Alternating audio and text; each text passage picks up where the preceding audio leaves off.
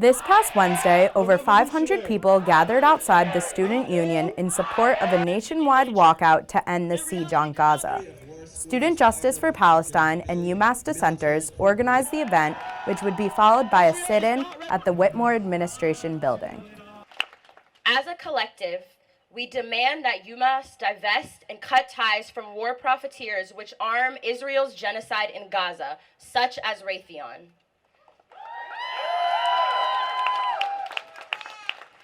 We demand UMass replace war profiteers and offer better job opportunities to students by partnering with groups working towards a sustainable and demilitarized future.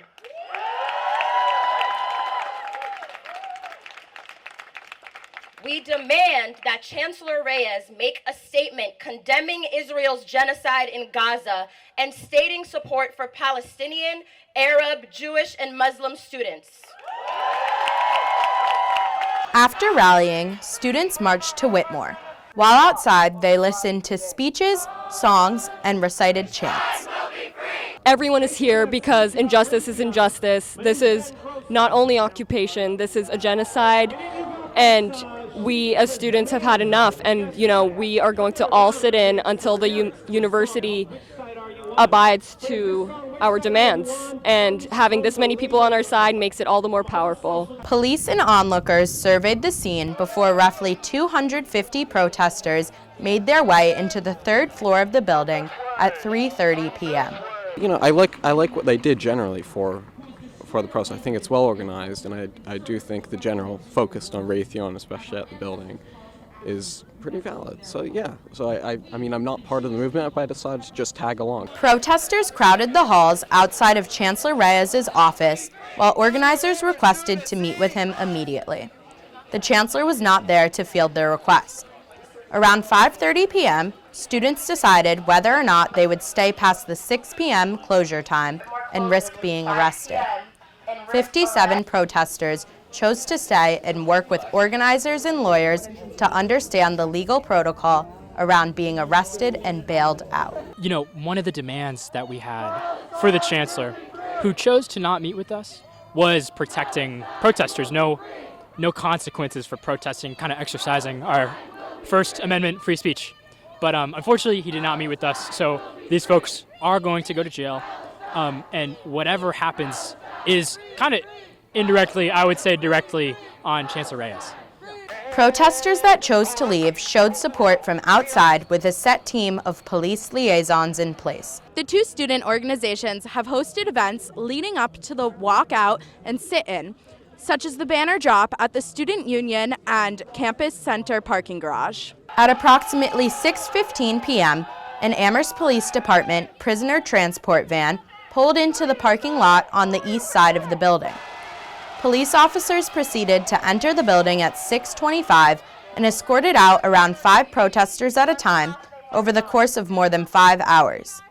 The arrested protesters had zip ties around their wrists and were led into the back of a transport van. Crowds of protesters continued to chant at police throughout the night.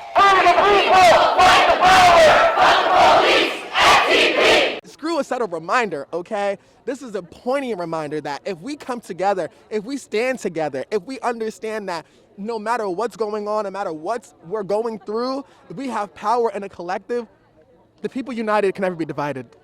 The next day, protesters returned outside of Whitmore, and it was announced that Chancellor Reyes, the interim Vice Chancellor of Student Affairs, and a Student Affairs representative agreed to meet with the organizers. Protesters sat in Whitmore again as the meeting took place and cheered on the organizers once they left the meeting. Protesters then returned outside to hear the results of the negotiation. I show up here and talk to the Chancellor, maybe naively hoping that the only negotiation part would be the part about getting Raytheon off campus.